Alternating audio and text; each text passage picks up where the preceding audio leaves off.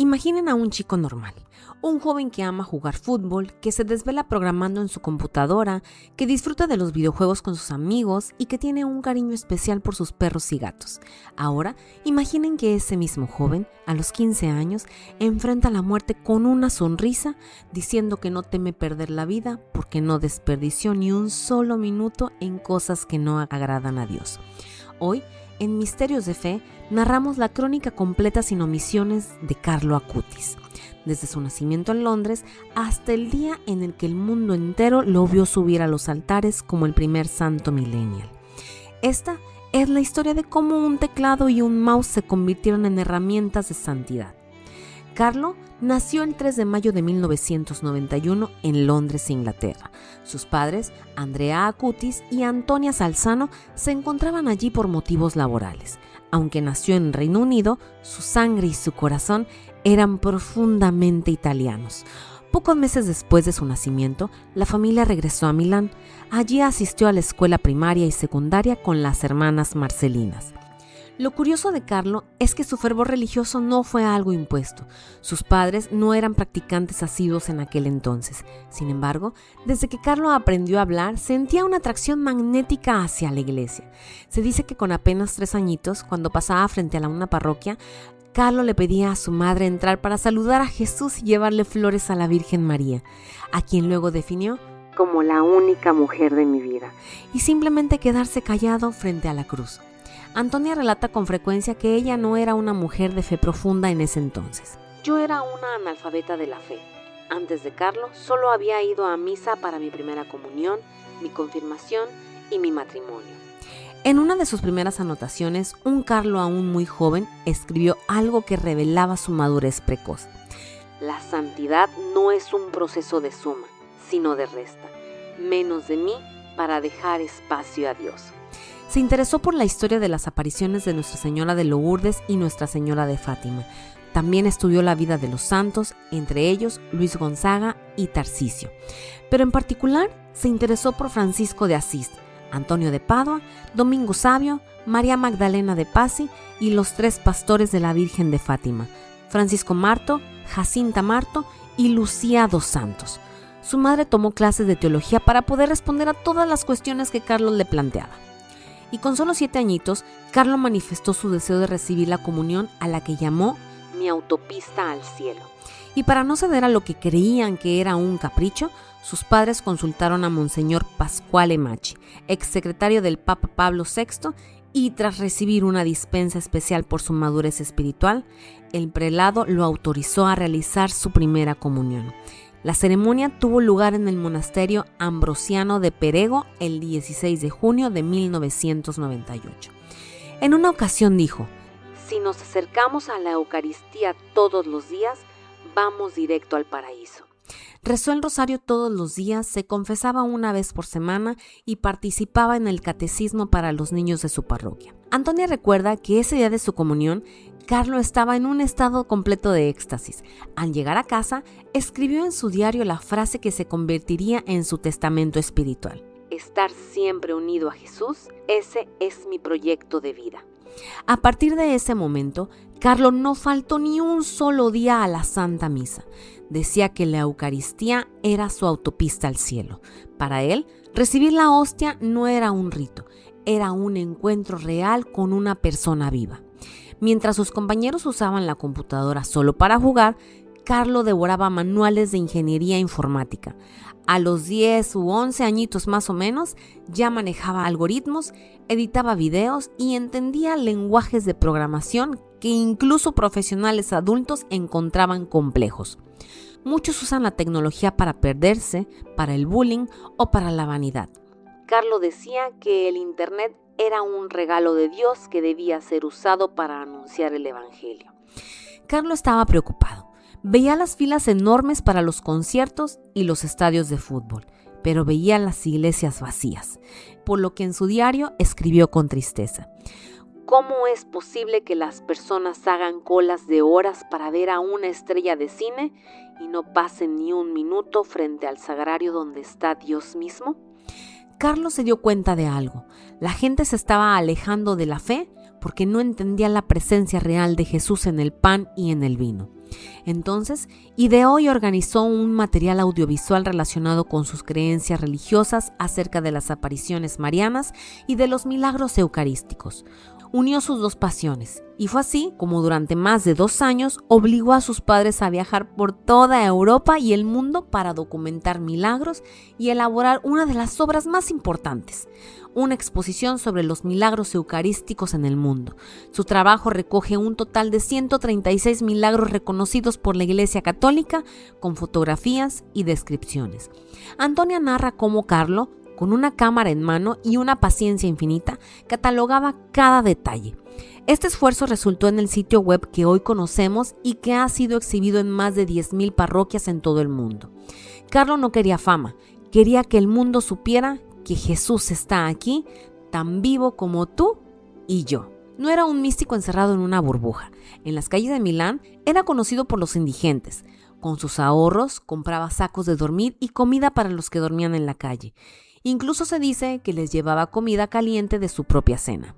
Antonia Salzano descubrió la magnitud de la caridad de su hijo solo después de su muerte. En el diario de Carlo leemos: lo único que nos hará verdaderamente hermosos ante los ojos de Dios es la forma en que amamos a nuestros hermanos. En el Liceo León VIII, dirigido por los jesuitas, en la capellanía de la secundaria, ejerció cierta influencia con su ejemplo, lo que hizo que más tarde fuera destacado por el plantel docente de la institución. Y ahí, Carlo era el que se sentaba con los niños que sufrían bullying o aquellos cuyos padres se estaban divorciando. Carlo solía decir: nuestra meta debe ser lo infinito, no lo finito. Lo infinito es nuestra patria. El cielo nos espera desde siempre. Antonia cuenta un testimonio de un compañero que sufría bullying por una discapacidad. Carlos se sentó a su lado en el almuerzo. No dijo mucho, solo estuvo ahí. Al día siguiente, nadie se atrevió a molestar a ese niño de nuevo porque Carlo, el chico más brillante de la clase, era su amigo. Tenía una personalidad radiante que no necesitaba humillar a otros para destacar. Su lema era: todos nacen como originales, pero muchos mueren como fotocopias. Animaba a sus amigos a ser ellos mismos, a no seguir las modas vacías y a buscar trascendencia en lo cotidiano. La vida de Carlo cambió en un parpadeo. Lo que parecía una simple gripe resultó ser algo devastador. Fue ingresado en el Hospital San Gerardo de Monza. El diagnóstico: leucemia mieloide aguda de tipo M3. Era la versión más agresiva de la enfermedad. Cuando los médicos le preguntaron si sufría mucho, Carlo respondió con una entereza que dejó a los especialistas en shock. Hay gente que sufre mucho más que yo.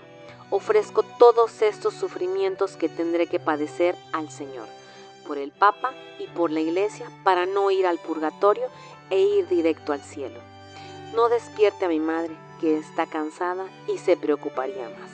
Antonia recuerda el dolor de verlo conectado a las máquinas. Ella lloraba, pero Carlo la consolaba a ella. Mamá, no llores. Yo muero feliz porque no he desperdiciado ni un minuto de mi vida en cosas que no agradan a Dios. Poco antes de entrar en coma, debido a una hemorragia cerebral, Carlo pidió la extrema unción y logró escribir una última reflexión en su cuaderno. La vida es un regalo, pero lo que hagamos con ella es nuestro regalo para Dios. No tengan miedo. La muerte es solo el paso a la verdadera vida. Y antes de conocer la enfermedad, Carlo grabó un video donde dijo que si moría, le gustaría que lo enterraran en Asís. Por ello, fue sepultado allí. El 12 de octubre del 2006, a la edad de 15 años, Carlo Acutis partió de este mundo. Murió un día en el que se celebra a la Virgen del Pilar, dejando un vacío inmenso, pero una semilla de fe que apenas comenzaba a germinar. Su madre cuenta que en el momento de su último suspiro sintió una paz sobrenatural que no podía venir de este mundo. Inmediatamente después de su muerte, miles de jóvenes comenzaron a visitar su tumba. Su historia se volvió viral en redes sociales. La gente reportaba favores concedidos tras pedir su intercesión. Años más tarde, durante el proceso de exhumación en 2019, el mundo se asombró al ver que el cuerpo de Carlos se conservaba en un estado de integridad asombrosa. Aunque se realizaron trabajos de reconstrucción con silicona para su exposición, especialmente en su rostro, su estado era un signo de esperanza. Verlo allí, vestido con sudadera Nike, jeans y tenis, rompió todos los esquemas de la iconografía religiosa tradicional. Antonia relata: verlo de nuevo, con su sudadera y sus jeans, fue como si el tiempo se hubiera detenido. Carlo nos estaba diciendo que la santidad es posible hoy, tal como somos. El 6 de abril del 2019, después de unos momentos de oración en la Basílica Inferior de San Francisco de Asís y en la Catedral de San Rufino, los restos de San Carlo Acutis fueron trasladados a la iglesia de Santa María Maggiore, también llamada Santuario del Despojamiento, en Asís, mientras que su corazón fue puesto en un relicario que se quedó en la Basílica Inferior de San Francisco de manera provisional hasta que finalmente se estableció en la Catedral de San Rufino. El 1 de octubre del 2020 se abrió su tumba para exponer su cuerpo a la veneración de los fieles como parte de los hechos previos a su beatificación. Las imágenes del cuerpo con el rostro reconstruido a la perfección contribuyeron a una confusión, ya que en diversos periódicos y en redes trascendió que su cuerpo había sido encontrado incorrupto. El obispo Domenico Sorrentino señaló que las noticias que circulaban en torno a las reliquias del beato Carlo Acutis no respondían a la verdad al decir que el cuerpo había sido encontrado incorrupto. En el momento de la exhumación en el cementerio de Asís, que tuvo lugar el 23 de enero del 2019 con vistas al traslado al santuario, fue encontrado en normal estado de transformación propio de la condición cadavérica. Sin embargo, como el entierro no duró muchos años, el cuerpo, aún transformado, pero con las distintas partes todavía en su conexión anatómica, fue tratado con aquellas técnicas de conservación e integración que se practican habitualmente para exponer dignamente los cuerpos de los beatos y santos a la veneración de los fieles. Una operación que se realizó con arte y amor. La reconstrucción de la cara con una máscara de silicona resultó especialmente exitosa. En este mismo sentido, el rector de la iglesia de Santa María Maggiore, Carlos Acacio Goncalves Ferreira, explicó que el cuerpo del beato Carlo Acutis fue enterrado íntegro, no intacto, sino íntegro. Tenía todos sus órganos. Dentro de los milagros adjudicados a San Carlo Acutis se encuentra la del pequeño Matheus en Brasil en el año 2013, que su historia es desgarradora. Él no podía comer nada sólido debido a una malformación pancreática, por lo que su abuelo lo llevó a una misa donde se exponía una reliquia de Carlo, un trozo de su pijama. El niño, siguiendo la instrucción de su abuelo, rezó: Carlo, haz que deje de vomitar. E instantáneamente, tras tocar la reliquia de Carlo y pedir su ayuda, sanó. Las pruebas médicas siguientes confirmaron que el páncreas se había regenerado de forma inexplicable. Antonia dice que este milagro fue la respuesta de Carlo al dolor de los niños, algo que siempre le conmovió en vida. El 10 de octubre del 2020, en una emotiva ceremonia en Asís, la ciudad de San Francisco, a quien Carlo tanto amaba, fue declarado beato. La ceremonia se celebró en la Basílica de San Francisco de Asís por el cardenal Agostino Ballini, delegado del Papa Francisco. Se presentó una urna que contenía como reliquia el corazón del nuevo beato. Asís no es simplemente una ciudad de piedra en Umbría, es un estado del alma. Al caminar por sus calles empinadas de piedra caliza rosa, se siente una paz que parece emanar del mismo suelo. La luz allí tiene una cualidad muy especial, filtrándose entre los olivos y bañando la Basílica de San Francisco con una aura de serenidad que invita al silencio. Asís es un diálogo entre la arquitectura medieval y la naturaleza virgen. La ciudad está suspendida en el flanco del monte Subasio, mirando hacia el valle del Spoleto. Su belleza no es opulenta, sino transparente. Es la armonía de los frescos del Giotto conviviendo con la rudeza de los muros de piedra, recordándonos que lo sublime a menudo se encuentra en lo más puro y esencial. En 1206, Francisco de Asís, de quien hablaremos en nuestro próximo misterio de fe, se despojó de sus ricas vestiduras ante su padre y el obispo, renunciando a su herencia. Para Francisco, la pobreza no era una carencia, sino una libertad. Al no poseer nada, se convirtió en dueño de todo el universo, llamando hermanos al sol, a la luna y a la muerte. Su renuncia fue un grito contra el materialismo de su época, buscando la riqueza en la fraternidad y el servicio.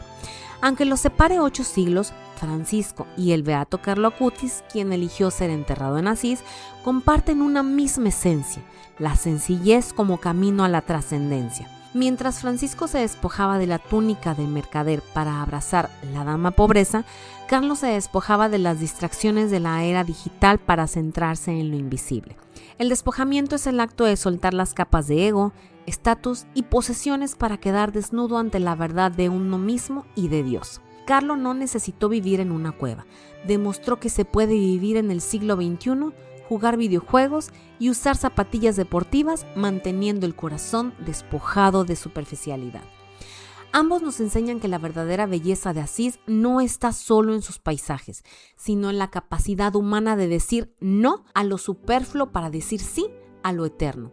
Asís es el lugar donde el despojo se convierte en plenitud. En el año 2023, Acutis fue uno de los santos patronos de la Jornada Mundial de la Juventud de Lisboa.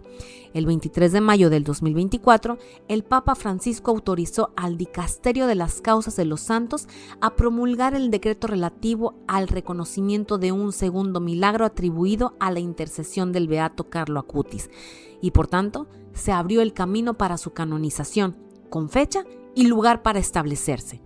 Para ser declarado santo, la Iglesia exige un segundo milagro ocurrido después de la beatificación, por lo que en julio del 2022, una joven costarricense llamada Valeria sufrió un accidente de bicicleta en Florencia, Italia, mismo que le provocó un traumatismo cráneoencefálico severo con pocas esperanzas de vida.